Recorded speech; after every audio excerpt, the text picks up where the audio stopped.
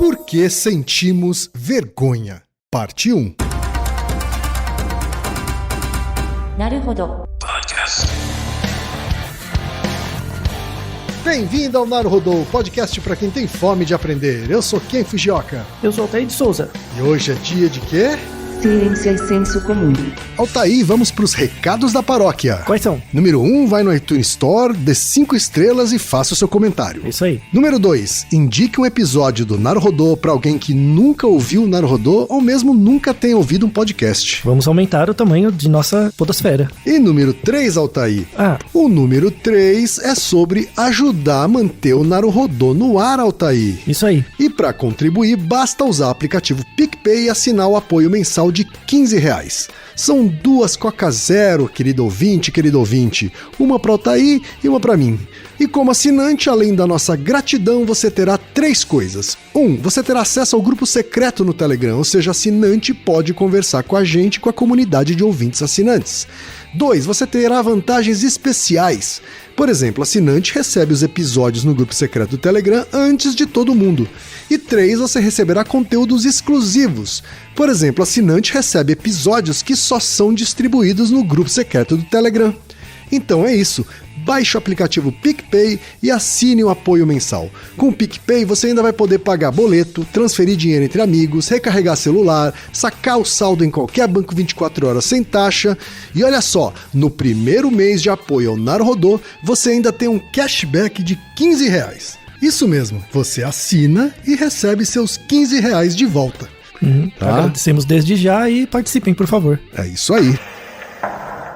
O menino Evandro Ramos Caetano tinha 6 anos de idade e desapareceu em abril. O corpo dele foi encontrado num matagal perto de casa com várias marcas de cirurgia. A população revoltada tentou atacar a mulher do prefeito. A polícia já está convencida de que o corpo de Evandro foi usado num ritual satânico. Começaram a depredar a casa do prefeito Aldo Abage de Guaratuba. E agora eu tenho um recado sensacional do Globoplay para os ouvintes Naruhodo. Já está no ar a série brasileira mais esperada pelos podcasters e ouvintes de podcast, O Caso Evandro.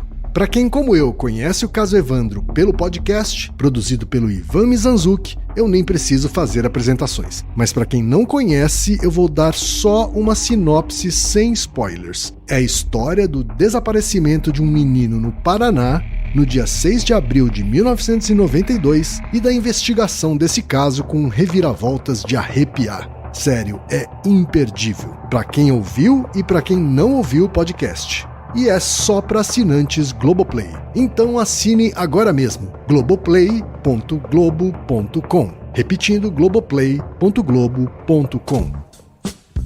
E chegamos ao momento Alura, querido ouvinte.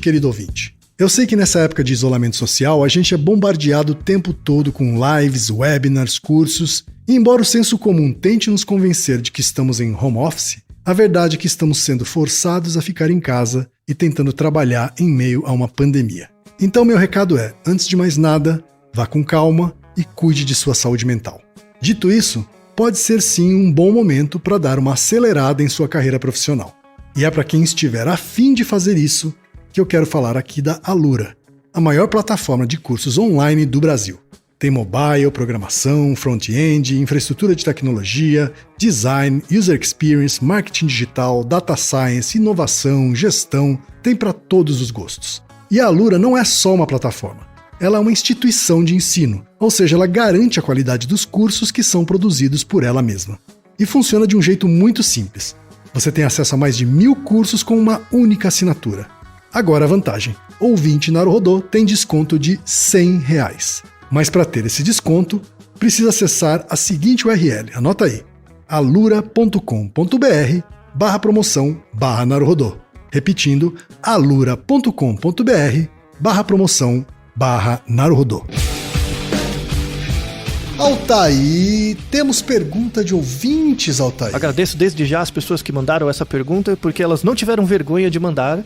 Não é nenhum demérito sentir vergonha, mas vamos falar dessa emoção que Darwin descreveu como uma das mais importantes. Eu adorei essa pergunta, Altair.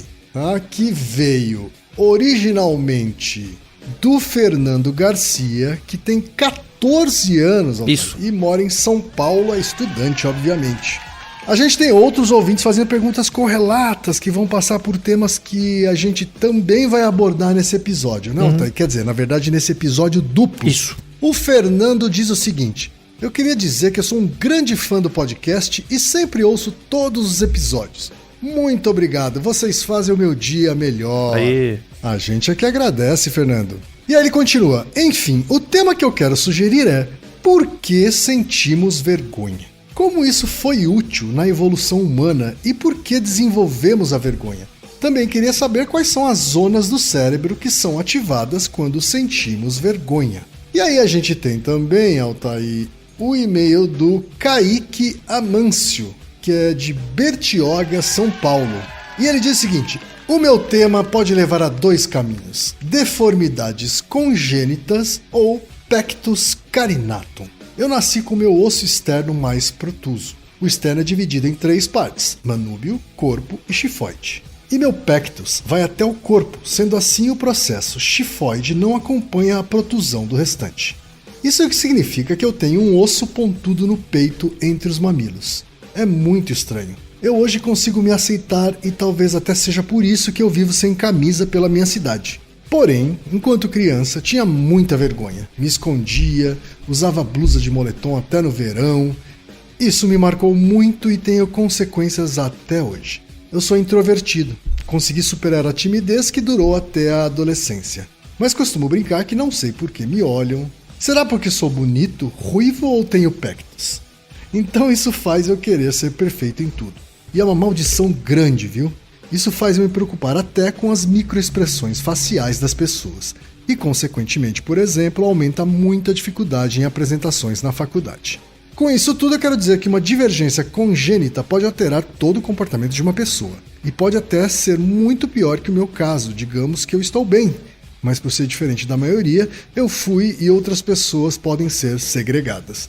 Nenhum humano gosta de sentir o patinho feio. É um fardo grande para carregar a vida toda. Mas agora eu pergunto, entre tantas outras diferenças que uma pessoa pode ter, a psicologia tem algum artigo, estudo sobre como afeta a vida da pessoa ser diferente? Não só o meu pectus, mas ser obeso, não ter um braço, não ter um dedo em uma das mãos, ter uma cabeça muito grande ou qualquer outra coisa diferente da maioria.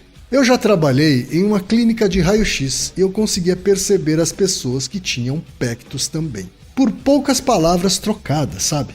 É isso. Desculpa o texto grande, eu sou muito fã de vocês. Obrigado. Ótimo e-mail. Né? Ele aborda alguns conceitos diferentes, né, Altair? Isso, mas são associados com a pergunta. Exato. Fala de vergonha, fala de timidez, fala de introversão. A gente tem também o e-mail do Vitor Coutinho Fernandes, que é desenvolvedor web de Atibaia, São Paulo. Olá, quem é Altair? Eu sou viciado no podcast de vocês. Parabéns pelo trabalho. Desde muito novo, sou muito tímido. Na escola nunca apresentava trabalhos na frente da turma ou quando era obrigado, sempre era uma grande vergonha, pelo menos para mim. Além de sempre ter dificuldade em me enturmar, seja onde for, tanto que hoje trabalho há 3 meses em uma empresa onde a comunicação deveria ser constante, porém me prejudico com a timidez e mal abro a boca para falar algo, só quando preciso muito mesmo. Gostaria de saber então a origem da timidez e por que isso nos prejudica tanto a esse ponto. E, se possível, alguma forma de superá-la.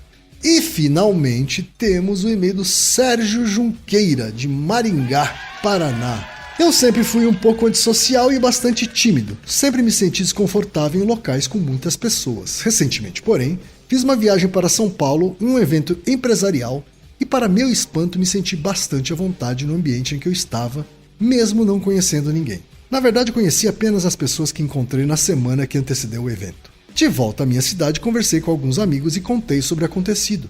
E outros me disseram que também tiveram uma experiência semelhante, como se estivessem interpretando um papel de alguém sociável. Afinal, quando não conhecemos as pessoas que estão no mesmo ambiente, somos mais sociáveis, perdemos a timidez, não é mesmo? Ter pessoas conhecidas por perto nos tornam mais tímidos ou envergonhados? Parabéns pelo podcast, eu uso sempre no percurso para a faculdade. Altair...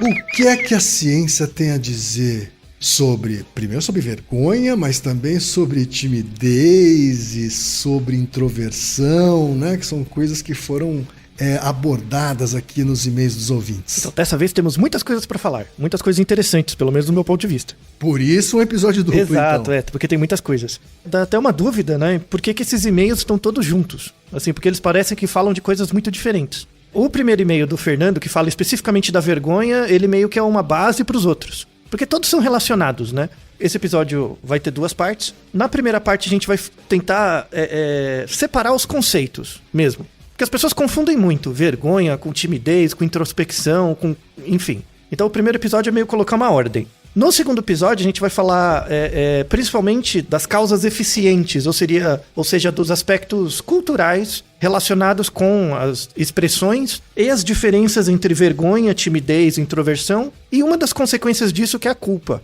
Então assim, ninguém comentou nos e-mails, mas uma sensação que aparece muito nos relatos assim é um pouco de culpa. Não necessariamente culpa por ter feito algo errado, mas sim culpa por não se adequar. Por exemplo, às vezes eu fiz algo errado, eu sinto culpa. Às vezes eu não consigo ser igual a todo mundo. Isso gera uma sensação de desadaptação que pode gerar culpa. E essa relação entre vergonha e culpa é uma coisa muito estudada dentro da psicologia. Infelizmente, como a psicologia em geral ela não é psicologia, né? São as igrejas da psicologia, ela é tratada de forma separada nas áreas, levando sempre a conclusões parciais. Um dos objetivos, sobretudo na segunda parte, é meio que dar uma juntada nisso. Propor uma explicação que ligue a boa parte das áreas para que você consiga localizar o indivíduo e a sua questão dentro das 4 causas, né? Então vamos usar o método aristotélico de novo. Vamos começar com inputs legais. Tá bom. Quando eu falo inputs legais, é input do leigo. Estou fazendo um uso errado da palavra de propósito. Né? É o inputs legais. Isso, né? legais, muito bem. Né? Muito bem. Por exemplo, Ken, pra você, o que é sentir vergonha? Sentir vergonha. Pensa uma situação que você sentiu vergonha. Sentir vergonha é um sentimento... É aquele sentimento de que você preferia não estar lá, naquela situação. Isso, dá vontade de sair correndo, né? Enfiar a cabeça dentro do buraco. As pessoas usam expressões. Exatamente, né? Exato. E culpa? Vergonha, culpa é outra coisa. Culpa é o sentimento que eu tenho quando eu acho que eu fiz cagada. Sabe? Fiz alguma cagada, ou o sentimento de culpa tá por trás dele, tá geralmente o fato de eu ter feito alguma cagada, sabe? Alguma coisa que eu me arrependo. Mas aí, essa coisa errada que você fez foi por culpa sua? Ou, na verdade... Não necessariamente a culpa foi minha e, principalmente, não necessariamente foi de propósito, tá? Mas, mesmo assim, rola esse sentimento. Vamos dar nome aos bois. Então, por exemplo, quando você era chefe de uma agência, né? Uma coisa é quando você faz algo... Você, indivíduo, faz mal, faz alguma coisa ruim sem perceber, ou enfim, pra alguém. Né? Aí na relação interpessoal. Outra coisa é quando você representando uma empresa, a empresa cometeu um erro. Só que você representa a empresa no cliente. São tipos de culpa diferentes? São. Inclusive eu uso palavras diferentes. Quando eu fiz a cagada, eu chamo de culpa. Quando a empresa fez a cagada, eu chamo de responsabilidade. Ah, muito bem. Isso é importante de separar. De responsabilização, assim. Mas mesmo a culpa, eu também hoje já tento transformar em responsabilização, porque acho que é mais construtivo. Assim, a culpa acaba paralisando a pessoa. Assim, né? Ótima observação. A responsabilização acho que faz a gente se mover para reparação daquilo que causou. Muito bem. Agradeço a sua analista. Muito bem. Isso é resultado. E também tem a culpa retroativa, né? Que assim, aquela culpa que na época você fez a cagada, mas não achava que era cagada, mas depois percebeu que era e aí sentiu a culpa. Tá, isso é do passado. Isso aí é uma coisa do passado, era você do passado. Isso, exatamente. Tá. Aí você dá o nome de culpa também. Também. Independente se o evento é próximo ou muito no passado, ainda é culpa. Sim. Se é uma relação interpessoal, né? Sim. Então, assim, o primeiro exercício que a gente tem que fazer, e aí a gente convida os ouvintes também a fazer, é pensar nas palavras. Porque, assim, temos um Naruhodo sobre isso, né? Que é sobre emoções mesmo, vamos deixar na descrição, que é bem complementar a esse. Pensar em emoções, necessariamente você tem que associar com palavras, pelo menos nos humanos, né? Então, a gente tem que separar o que é afeto, emoção e sentimento. Acho que o efeito Naruhodo, tanto tempo me ouvindo, né, Ken? O Ken já tá nomeando certinho, assim, o que é sentimento. Então, vergonha e culpa são sentimentos. É diferente da emoção. A emoção é algo que não necessariamente você nomeia, você só sente no corpo, né? Sim. Às vezes você pode sentir no corpo um pouco de culpa, mas não nomeia como culpa. Então você não tá tendo o sentimento de culpa. É importante ter essa separação. Então esse episódio sobre emoções é muito útil para isso. Nos humanos, as emoções, os sentimentos emergem das palavras. Então, assim, você sente no seu corpo alguma coisa, depois você tem que perceber que você está sentindo, e depois você tem que nomear isso. A nomeação varia muito, entra muito o aspecto da cultura, né, na nomeação. Então, por exemplo, você acha que culpa e remorso são sinônimos? Culpa e remorso. Eu não sei se são sinônimos, mas são bem próximos pra Então, mim. parece, né? Mas ao mesmo tempo você não tem a sensação de que parece que é diferente? Sim. Não é 100% a mesma coisa? Exato, não é 100% a mesma Isso, coisa. então, agora eu volto no exemplo que você falou. Por exemplo, quando você faz algo errado pra alguém hoje, e você consegue reparar ali na hora, tipo, desculpa, me senti mal, tal, é a culpa. O remorso diz respeito à culpa do passado. Verdade. Entende? Porque geralmente você fica remoendo ele, né? Isso, fica voltando, né? Fica reverberando. Você vê que quando eu te dou a palavra e ela encaixa melhor com o que você tá sentindo, parece que te dá uma calma. Você se sente compreendido, Sim. né? Então, Verdade. essa é a ideia dessa primeira parte do episódio. É tipo tentar localizar melhor as pessoas nas palavras. Porque nos relatos dos e-mails, as pessoas claramente confundem todas, né? E aí, assim, se você não consegue nem colocar em termos comuns os termos, fica muito difícil de conversar sobre os efeitos, né? Ou as causas, ou as associações. Agora imagina se a gente tivesse como primeira língua inglês. É outra coisa. Então, assim, quando a gente fala vergonha, culpa e tal, principalmente, são sentimentos. Se eles são sentimentos, eles são baseados na língua, na linguagem. E se eles são baseados na linguagem, tem uma carga cultural e linguística muito grande. E histórica também. Faz todo sentido. Então fica muito difícil de separar também, tá? Então, assim, você tem que ir um pouco na história, na sociologia, talvez um pouco na psicanálise e um pouco na antropologia para tentar separar esses níveis, né? Só que isso vai ser mais no segundo episódio. No primeiro episódio, assim, a gente vai dar definições básicas e mostrar as causas materiais e formais no corpo, né? Porque, assim, não existe um sentimento sem ter uma emoção e não existe emoção sem estar no corpo, né? E não existe emoção sem ter um afeto. Afeto é uma coisa que não tem nome. Afeto é a mudança de estado interno. Esse é o componente inato da emoção, é o afeto. Tá? Emoções não são inatas. A gente desconstrói isso bem no episódio sobre emoções. Emoções não são inatas. O que são inatas são os afetos, tá? Você nasce com a disposição para ter um certo temperamento. Quando você pega criancinhas pequenas, você tem as criancinhas mais calminhas, as mais bravinhas, enfim, né? Isso é um temperamento. Isso você vê em outros animais, né? Outros organismos têm afetos, né? Se você pega cachorro, tem um cachorro mais calminho, outro mais bravo, desde filhotinho, né? Isso é um afeto, não é uma emoção. Depois você vai começar a olhar para esse afeto do seu corpo e vai começar a separar isso em situações, né?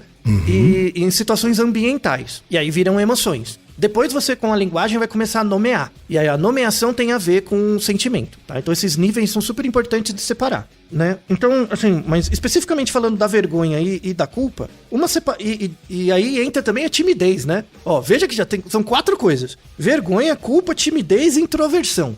Exatamente. Não dá pra fazer um episódio só daqui, você já viu. Então, Não, o bagulho é não difícil. dá. Na verdade, eu diria que é no mínimo um 2 em 1, quiçá um 4 em 1. Pois é, então, mas com 2 acho que dá pra cobrir bem. Aí se tiver mais dúvidas, as pessoas mandam mais e-mails, tá? A gente completa. Certo. Mas assim, inicialmente vamos separar vergonha de timidez. Ok. Aí eu tenho uma pergunta pra você, Kim. Quando você pensa em vergonha, necessariamente pra você vem algo positivo ou negativo? Negativo. Então, à primeira vista, né? Então, isso mostra um aspecto cultural importante. Tem culturas que quando você pensa em vergonha, a pessoa pensa necessariamente em algo negativo, é o que é mais saliente pra ela. Outras culturas pensam vergonha como algo que primeiramente é positivo, tá? Isso tem a ver com uma construção social, né? Então, por exemplo, aí tem a ver com o seu background. Se você perguntar pros seus pais, né? Que tem uma ascendência japonesa mais próxima, tipo, mas não pede pra eles ouvirem o episódio, porque aí queima todo o experimento, né? Pega o japa mesmo, né? Bem original, Nihonjin mesmo, Sim, pergunta. sim, Vergonha. Perfeito. Vergonha. Pra boa parte deles vai ter um aspecto positivo no primeiro ponto. E aí você pode dar um exemplo de algo negativo e falar, é verdade, vergonha pode ser negativo.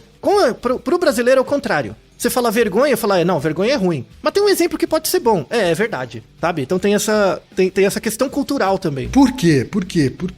isso tem a ver com a maneira como a sociedade se constrói. Porque, de novo, os afetos são inatos, as emoções, elas emergem no corpo na interação entre o organismo e o ambiente. Então, assim, eu sempre falo muito disso. Quando você estuda emoção, é como você aprende a sentir frio. O seu corpo tem capacidade de sentir frio. Você tem receptor, termorregulador e tal. Isso seriam os afetos. É a capacidade de ter os receptores de frio. Quando você é bebezinho, criancinha, você não sabe o que é frio. Às vezes você sente frio, mas nem consegue nomear. Quando você sai na rua e tá frio, você sente coisas no corpo, mas nem percebe que é por causa do frio. Você não faz a ligação de causa e consequência. E aí, aí você tá tendo, entre aspas, a emoção do frio, mas sem o sentimento do frio. Você não tá ligando o que eu sinto no corpo com algo no ambiente. Quando vira sentimento, é quando você consegue fazer essa associação. Então você olha, eu saí na rua, senti um gelado na pele, assim, e fala, tô com frio, preciso de uma blusa. E aí você faz algo. Então, quando você nomeia o sentimento, primeiro a emoção e depois o sentimento, aí isso move o seu comportamento. Você tem uma motivação. A motivação, ela só emerge a partir do momento que você transforma emoções em sentimentos. Porque aí você sabe o que fazer, né? Você não fica desamparado. Então, isso é muito importante. E aí, separando isso, né, vergonha de timidez, ajuda muita gente a entender isso. A timidez é uma característica do indivíduo, tá? Então, assim, quando você pensa em timidez, por enquanto eu vou colocar timidez e introspecção como algo próximo, tá? Timidez e introspecção são características do indivíduo. Então,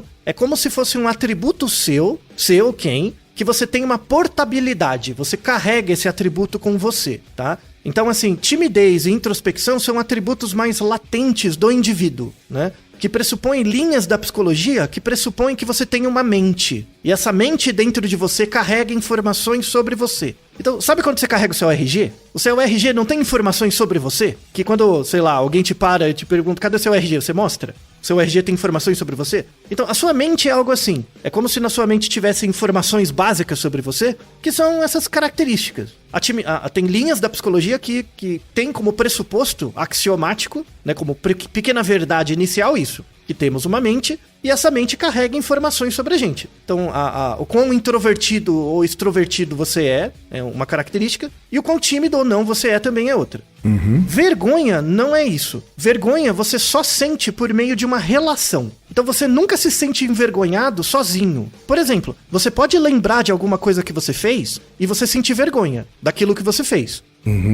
Mas, necessariamente, mesmo na sua cabeça, se criou uma relação entre você e a memória. Então, pensa, por exemplo, quando você faz uma coisa que você se envergonha depois, né? Você tá tendo uma relação entre você e o ambiente. Quando você lembra de uma coisa que você fez que te envergonha, você tá tendo uma relação também entre o você de hoje e a memória do passado, tá?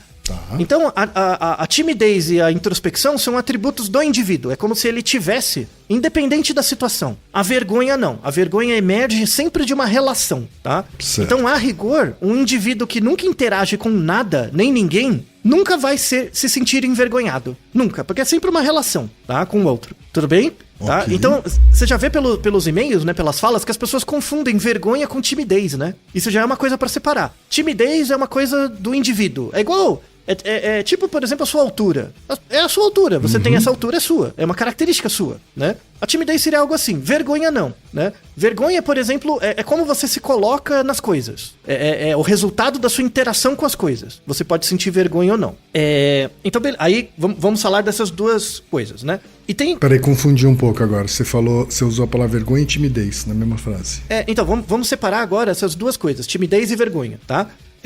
Vergonha se relaciona muito com um termo que em português a gente usa pouco, mas ele é muito útil nesse caso, que é chamado embaraço. Você ficar embaraçado, né? Certo. Quem fala espanhol, essa palavra é terrível, um falso cognato terrível, porque em espanhol estar embaraçado é estar grávido, né? Verdade. Não tem nada a ver, né?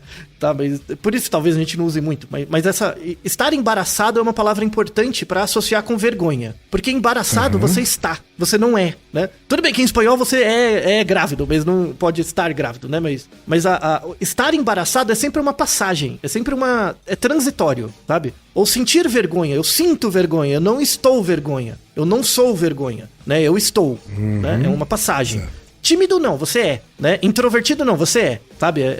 O ser e o estar, né? É algo bem do traço ou do estado, tá? Então, assim, falando primeiro da vergonha e do embaraço, né? vergonha, falando de causas finais, assim, e materiais, a vergonha foi estudada na biologia.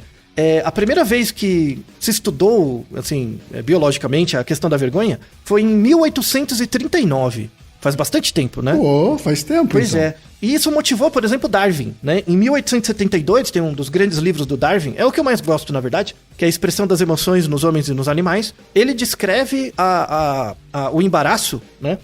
Ou a vergonha, como um dos sentimentos básicos mais importantes do ser humano. Assim, do ser humano mesmo, né? O Homo sapiens. É o embaraço e a vergonha. E tanto é que o Darwin pediu para colegas pesquisadores deles na época mandarem cartas sobre observações de crianças em relação à vergonha, né? Situações que a criança ficava com vergonha e tal. E nesse livro ele tem uma parte, não chega a ser um capítulo, mas uma parte especificamente sobre vergonha e embaraço, né? Que é algo muito interessante, muito interessante, né?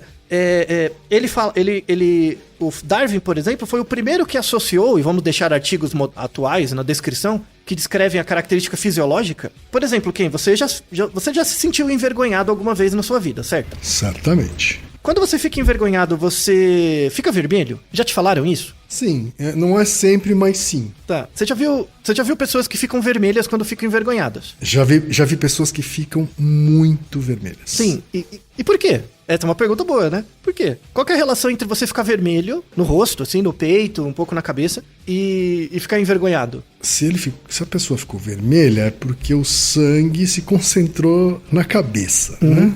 Então, você tá descrevendo como, mas é o porquê. Pra isso ter acontecido, é porque a cabeça tá precisando de sangue, tá pedindo por sangue. Você vê que você começa com o como, né? Faltou oxigênio, é isso na cabeça? Então, você vê que você volta com o como, né? Mas aí quando bate no porquê é mais difícil, né? Exatamente. É verdade.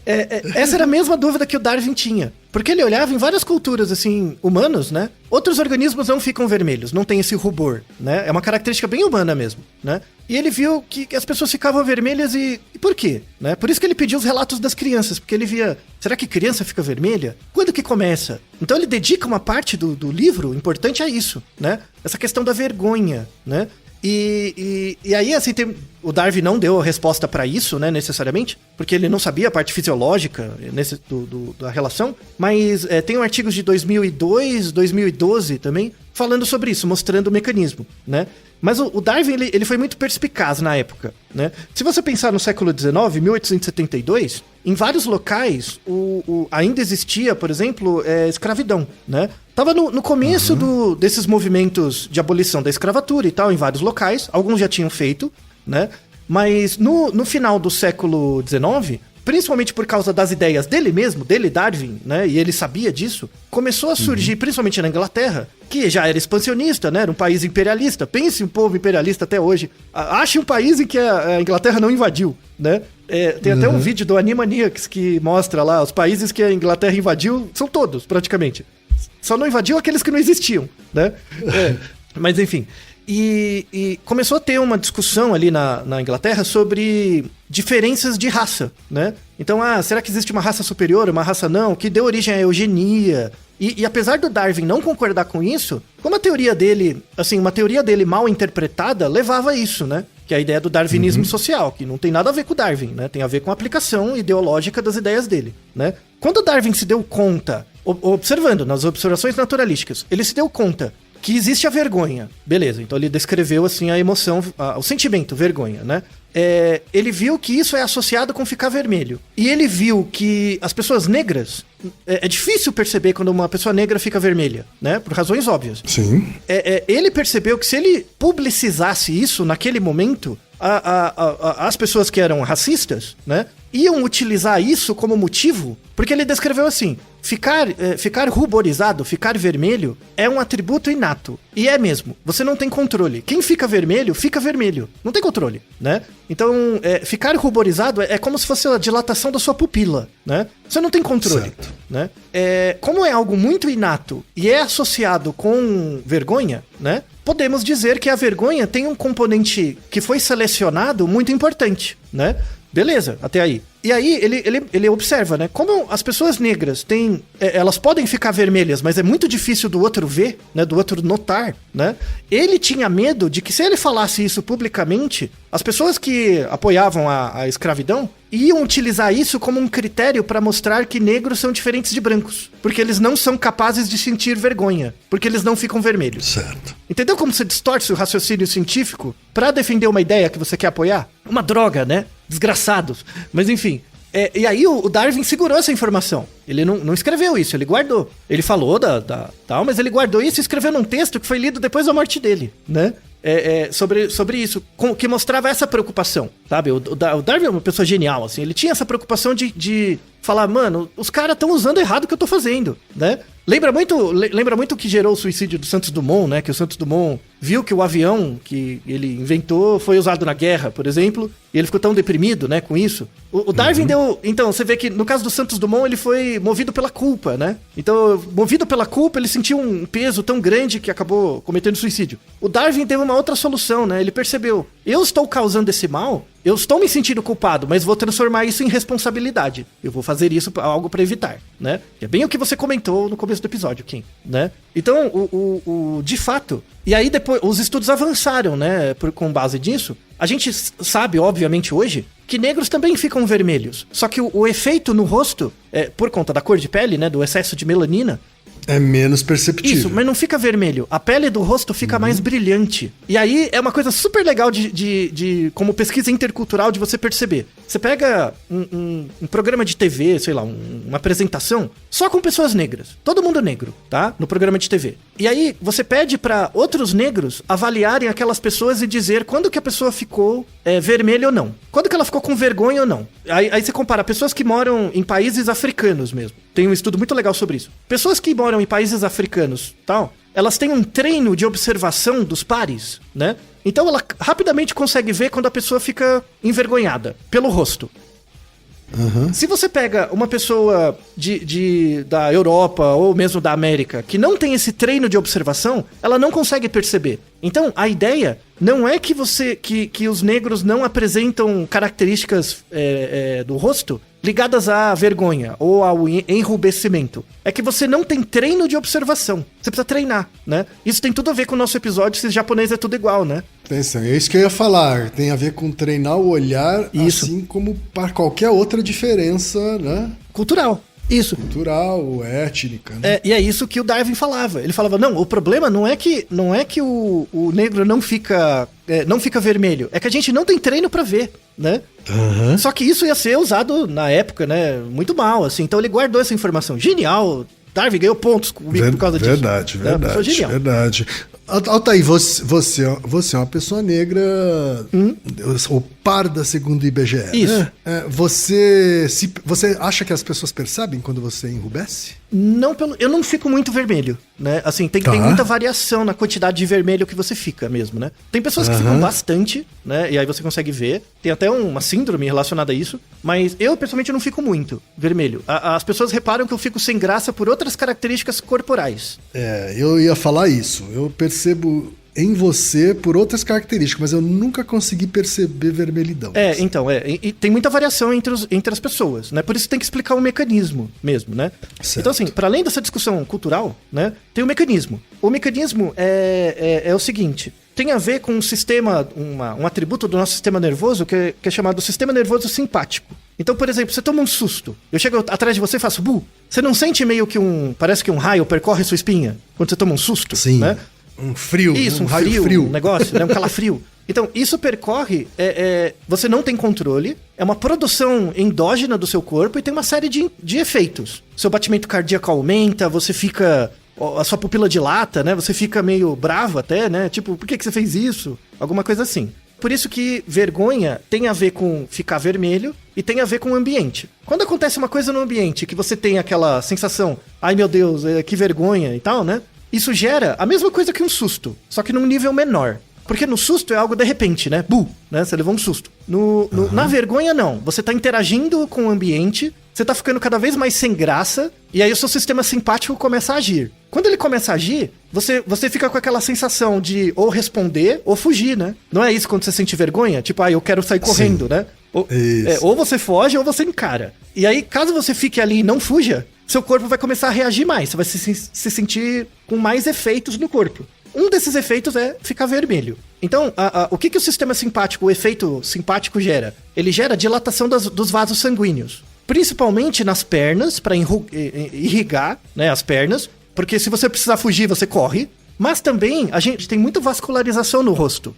Então, como o sistema parasimpático age no corpo inteiro, ele vai dilatar mais as veias do rosto. E a pele do nosso rosto é mais fina em relação à pele do resto do corpo, né? Claro. E aí o que acontece? Você fica vermelho. Basicamente é isso.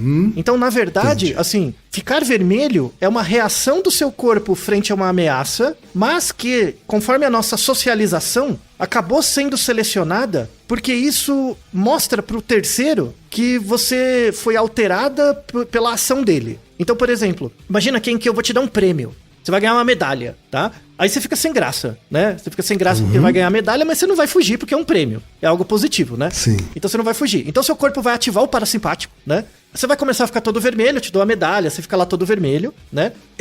Isso dá um senso, que é a hipótese do Darwin, né? Isso dá um senso de maior honestidade. Então, as pessoas que ficam vermelhas e é sabido que você não escolhe ficar vermelho, você só fica, é um sinal honesto de que o que eu tô fazendo pra você tá te afetando. Certo. Não é interessante? Ou seja, e aí temos aí uma coisa da evolução biológica, né? Levando para uma interpretação mais social. Exatamente. Então, assim, você tem uma reação endógena do corpo inata, que é o sistema parasimpático, que o objetivo é fugir. Tipo, você não tá aí pra ficar vermelho, você tá aí pra fugir, né? Nas interações sociais eu percebo, olha, eu tô fazendo uma coisa, ele tá ficando vermelho, então parece que tá funcionando, eu tô agindo sobre ele, eu tô gerando efeito. Ou essa reação que ele tá tendo é espontânea, porque é praticamente impossível ele simular, Muito né, bem, essa muito bem. reação. Isso não é treinável. Não é treinável. Ficar vermelho não é treinável. Tá? Isso é importante. Então, vamos deixar alguns artigos que mostram que pessoas que ficam vermelhas são vistas como mais confiáveis, em geral. Né? O Darwin, na época, quando ele percebeu isso, bandido mal, pessoa esperta, né? Percebeu, ele falou, eu não vou falar isso também. Por quê? Porque aí os idiotas vão vir com a desculpa de falar que negro não é confiável, porque ele não tem essa capacidade de demonstrar. Cabaço, né? Você, estudando ciência, ainda tem que se preocupar com o que os outros vão usar errado, né? Qualquer semelhança é mera coincidência, tá? Mas enfim, né? Hoje em dia. Então, a ideia, né? Assim, os negros também ficam vermelhos, só que eles não ficam vermelhos. A pele do rosto fica mais brilhante. E aí é um convite para os ouvintes, assim. Se você não tem muitos treinos de observação de rostos negros, né? Pega na internet, sei lá, vídeos e tal, e vai vendo, né? Mas tem que ver bastante para você treinar. Você vai começar a perceber que quando o rosto da pessoa fica mais brilhante, principalmente as maçãs do rosto, é quando ela fica vermelha. Ela fica envergonhada. Fala pessoal do Naruhodô. Aqui quem fala é o Reginaldo, eu sou o editor de áudio do Naruhodô e o Ken e o Altair pediram para eu fazer esta inserção. Para vocês que não me conhecem, eu sou negro e durante a edição, né, enquanto eu estava finalizando o programa, eu comentei com o Ken e o Altair justamente sobre isso, que quando uma pessoa caucasiana ou asiática ela sente vergonha por algum motivo, dá para notar que o rosto fica vermelho ou muito vermelho, né? Só que com o negro é diferente, né? O detalhe é que eu não tinha me atentado que muitas vezes vocês podem não notar isso. E pelo fato, né, de eu ter convivido com minha família toda negra, tenho muitos amigos negros, fica fácil notar quando um negro sente vergonha ali durante um diálogo, uma conversa. Você percebe que a pessoa ficou constrangida ou extremamente tímida, justamente porque a pele da pessoa negra ela começa a brilhar. É como se a pele da pessoa negra ficasse mais oleosa, como o Altair explicou bem. E é um detalhe que acho que para a maioria dos negros passa despercebido, que já faz parte do nosso convívio diário, né, com pessoas negras. Mas para quem não tem muita familiaridade, de repente não nota esse pequeno detalhe. É isso aí. Grande abraço. Então, em rostos mais escuros, você pode aumentar a iluminação da pele, né? Ela fica mais brilhante. Em rostos mais brancos, ela fica mais vermelha. E aí, isso tem a ver com estresse. Então, imagina que uma pessoa é estressável, né? Tem muito estresse, assim. ela se sente muito estressada, ela tende a ficar vermelha com mais frequência. Então, ficar vermelho é também associado com estresse, não é só vergonha, tá? Existe a fobia de ficar vermelho. Já ouviu falar disso? Existe a fobia de pessoas que têm pavor de ficar vermelhas na frente dos outros, porque está se mostrando, né? Que chama eritrofobia. Eritrofobia, né? É o medo de ficar vermelho. Você ficar vermelho também é um resultado de contaminação por mercúrio. Então, por exemplo, você sabe que eu raramente fico vermelho. Eu não fico, né, Ken? Por muito pouco. Mas se eu ficar vermelho, você pode me levar no hospital porque eu fui contaminado por mercúrio. Tá? Então, é um coproduto disso, né? Esse estresse pode ser, inclusive, ser físico, né? Porque Sim. agora eu tô me lembrando que pessoas que têm esse enrubescimento por vergonha, elas também ficam mais vermelhas quando fazem esforço físico. Isso, muito bem. Você pega a pessoa fazendo exercício, parece um pimentão, né?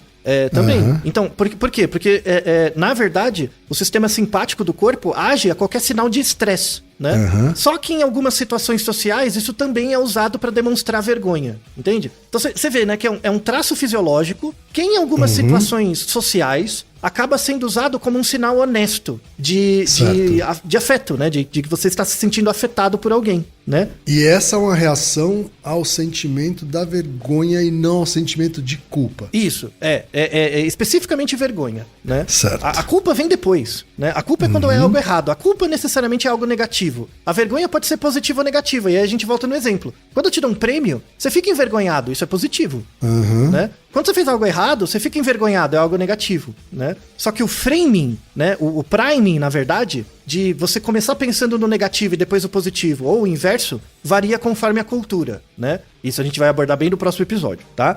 Agora, a culpa também dá uma reação física, né? Sim. Não fica vermelho, mas dá uma certa reação física também. De outro nível. Aí são outras coisas. Por isso que a gente separa. E por isso que nesse episódio é bem importante separar, descrever a vergonha, né? Descrever a causa material da vergonha, que seria esse mal-estar do corpo. Assim, pensar que vergonha é sempre oriunda de uma relação entre você e algo, né? Seja alguém real ou uma memória, né? Diferente da timidez. Que causa essa dilatação dos vasos sanguíneos. Isso. Então, necessariamente, vergonha causa estresse, né? O estresse ativa o sistema simpático e aí algumas pessoas ficam envergonhadas, ficam com o rosto vermelho e outras ficam com o rosto brilhante e outras não ficam. Simplesmente mostram outros comportamentos, né? Quais são os outros comportamentos relacionados com vergonha que não é ficar vermelho ou com o rosto brilhante? Não olhar pra pessoa. É bem o típico de desenho, assim, que as pessoas estereotipam. Você não ter contato visual, ficar olhando pro chão, né? Você ter uma coisa que a gente chama de comportamento deslocado. Comportamento deslocado é tipo, você começa a se coçar, começa a olhar uma outra coisa, pegar, sabe? Quando a pessoa fica sem graça, tipo, ela quer abrir o buraco mesmo, então ela pega um cantinho da cadeira, sabe? Fica olhando, né? A gente vê isso muito em criancinhas, assim. A criancinha fica pegando o próprio dedo, sabe? Isso é o comportamento deslocado ligado à vergonha. E aí, pra fechar esse episódio, a gente vai falar da timidez. Então, acho que ficou claro a causa material, assim, da vergonha. A vergonha é ligada a um mecanismo de estresse que ativa o sistema simpático. E aí, isso pode ter efeitos variados dependendo das pessoas. Então, algumas pessoas ficam vermelhas, outras menos, outras ficam com o rosto brilhante. Mas tem a ver também com outros comportamentos deslocados, né? Você, tipo, tirar a atenção. Por exemplo, eu tô muito envergonhado, então ao invés de olhar pra você, eu começo a pegar um papelzinho qualquer que tá aqui, pra distrair a minha atenção, pra fingir que você não existe. Porque eu quero entrar no buraco mesmo. Agora, Kim, finalmente você entendeu uma expressão muito comum na nossa cultura brasileira, que é quando uma pessoa tem vergonha na cara. Não é? É verdade. Finalmente. Agora a gente deu toda a explicação do porquê vergonha na cara é uma expressão idiomática altamente embasada cientificamente. O sem vergonha também. O sem vergonha também. Isso, exatamente. Sem vergonha, quer dizer que você não se estressa com o que eu tô fazendo. E na verdade você não se observa, né? Então uma pessoa que é envergonhada, necessariamente ela observa pra ela mesma, né? Tem uma frase do Piaget que ele fala sobre isso, que ele, no Juízo Moral da Criança, ele fala assim, que quem sente vergonha, antes de tudo, julga a si próprio. Que é verdade, né? Olha só a verdade. Muito legal, né? Piaget, porra, bacana. Grande Piaget. Falou de tudo. Pena que as pessoas não acreditam. O cara falou de tudo. Piaget, Darwin, hoje, homenagem, viu? Olha, né? Piaget ainda voltará. Mas enfim, pra fechar da timidez, né? Timidez é ligado a um nível de... Quando a sua vergonha, ela se torna muito grande, ela pode te paralisar. E aí você começa, por exemplo, eu senti muita vergonha e eu não fui mais lá. Né? Você começa a evitar lugares pra se expor a situações que você vai sentir vergonha. Só que quando você opta por evitar coisas, isso diz respeito a você e não à relação. Então assim, quando eu sinto vergonha e meio que, ok, tudo bem, aí eu tô aceitando a relação. Quando a relação existe e eu evito, isso fala mais de mim do que da relação, necessariamente. E aí entra o aspecto da timidez. Então tem gente que descreve assim, timidez como uma medida de embaraçabilidade. Então pega o quão embaraçado você se sente e coloca numa régua. Tem as pessoas que ficam com pouca vergonha e muita vergonha, né? Ou se sente pouco embaraçadas e muito embaraçadas. Quando o seu grau de embaraçamento passa de um certo nível, ele fica muito alto, isso começa a controlar seu comportamento, você começa a evitar coisas. E aí vira um traço seu, e aí é a timidez. Tudo bem? Tá? Perfeito. E aí você tem, assim, basicamente 2 tipos de timidez. A timidez pública e a timidez privada, que tem a ver com a fala do nosso ouvinte. A timidez pública é quando você se preocupa com o efeito do seu comportamento. Então, eu vou ter que falar em público, será que as pessoas vão gostar? Será que, né? Todo esse será... isso é a timidez pública. Você se preocupa com o que os outros vão achar, com o efeito do seu comportamento. A timidez privada é o contrário. O exemplo de timidez privada é quando você... Sabe esses influencers de internet que faz vídeo no YouTube e nunca sai de casa? Você já viu? Então a pessoa fica fazendo vídeos pro YouTube, nunca sai de casa, e quando ela sai de casa e é reconhecida por alguém, ela fica tímida. Você já viu isso? Muito. Então o cara fala um monte na internet, fala um monte de groselha. Aí ele sai na rua, a pessoa, nossa, eu já vi você. A pessoa fica tímida. Por quê? Porque ela não tá falando com o outro, ela tá falando com o virtual, né? E tal. Quando você entra em contato com um outro indivíduo que reconhece você do ponto de vista privado, né? Aí por isso que chama timidez privada, você fica tímida. Então você é altamente extrovertido quando tá na internet e fica completamente travado, você não consegue falar nem com o porteiro do prédio, né? Então, esses 2 tipos de timidez é bem interessante. E aí, isso ajuda a gente a perceber a diferença entre timidez e introspecção, né? Introspecção é uma característica de personalidade, tanto é que ela faz parte do Big Five, né? Dos 5 principais traços de personalidade, tem o Naruhodo sobre isso, né? Introspecção é um traço de personalidade, é um traço, então é uma régua. A introspecção muito grande, ela pode levar a um problema de autoimagem, e aí você evita coisas, logo você pode ficar tímido. Então, a timidez, na verdade, é o resultado de um processo de interação que você internaliza. Não é necessariamente um atributo de personalidade. Isso significa que, diferente da introversão, que é personalidade, a timidez tá ligada sempre a um comportamento? Sempre ligada a uma visão sobre um comportamento. A uma rede de crença sobre um comportamento. E é por isso que timidez você muda. A personalidade não. É mais difícil. Então, assim, você pode ser uma pessoa introvertida, mas não ser tímido. Ou ser tímido. Dependendo do que você faz com isso, né? Então, assim, você pode imaginar 2 réguas. A régua da vergonha, né? Do pouco, uma quantidade de vergonha, o grau de embaraçabilidade e o grau de introspecção. A introspecção é algo seu, né? Algo seu. A sua régua interna, você nasceu, entre aspas, com essa régua, tá? Da introspecção. Então você é mais introspectivo ou extrovertido, tá? Introvertido ou extrovertido, a régua. Você tem uma outra régua que é a régua da embaraçabilidade, que é quando eu, como ser introvertido ou extrovertido, eu tenho essa potencialidade interna de ser introvertido ou extrovertido, entro em contato com o ambiente, com as pessoas, com as coisas, eu vou desenvolvendo a minha régua da embaraçabilidade ou da vergonha. Lembre, timidez e introspecção são coisas do indivíduo, vergonha é uma coisa que emerge das relações, tá? Então eu tenho inatamente um grau, uma nota de extroversão ou introversão. Quando eu entro em contato com o mundo, eu vou testando a mim mesmo e aí eu vou criando um grau, uma régua de vergonha. Se as relações que eu tenho com o ambiente são muito ruins, ou eu interpreto elas mal, essa régua da vergonha, junto com a minha régua da introspecção interna, gera um padrão de crença sobre as minhas ações. E aí essa emergência entre a vergonha e a introspecção gera timidez ou não. É correto, então, dizer que me considero, ou provavelmente um teste de Big Five, me classificaria como introspecção, um alto grau de introspecção, já que eu prefiro fica mais recolhido, mas não necessariamente um alto grau de timidez, porque eu encaro numa boa se tiver que encarar. Isso, isso, muito bem. Interação social. Isso tem a ver com o seu histórico de aprendizagem, né? Então, por isso que timidez é algo totalmente tratável, porque tem a ver com uma crença. Timidez é uma coisa que você constrói a partir da sua relação, da extroversão com a introversão e da interação com o ambiente por meio da vergonha, né? Então a timidez é algo que é totalmente mudável, tratável, né? E é por isso que se te incomoda, você pode tratar. E uma das formas de tratar é a terapia. Ajuda muito, né? Você pode ser uma pessoa introvertida, tímida e não tímida, ou muito extrovertida, tímida e não tímida. O caso, por exemplo, do youtuber que fala um monte de groselha na internet. E quando sai na rua e vê uma pessoa e fica tímido, é o contrário. Ela é uma pessoa extrovertida, só que quando ela vai na rua, né, ela fica tímida, porque ela não teve treino de interação dessas coisas, né? Ela passou o dia inteiro na internet, em casa, né? Então, isso é muito importante da pessoa visualizar para separar as coisas, né? Então, para fechar, né, com chave de ouro, podemos dizer que a timidez, na verdade, é uma dissonância cognitiva. Ela é uma dissonância cognitiva entre a sua introversão interna e inata e a sua interação com o ambiente por meio dos mecanismos de vergonha. Né? Verdade. Muito interessante, né? Muito.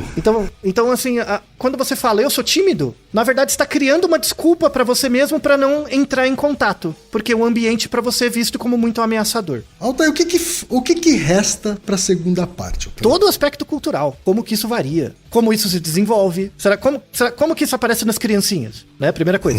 Como que isso aparece em outras culturas? E a parte final, que é importantíssima, que é a relação entre vergonha e culpa, né? Porque assim, eu posso me sentir envergonhado, mas não necessariamente culpado. Eu fiquei envergonhado de ter feito uma coisa, mas no fundo eu achei que essa coisa foi certa, né?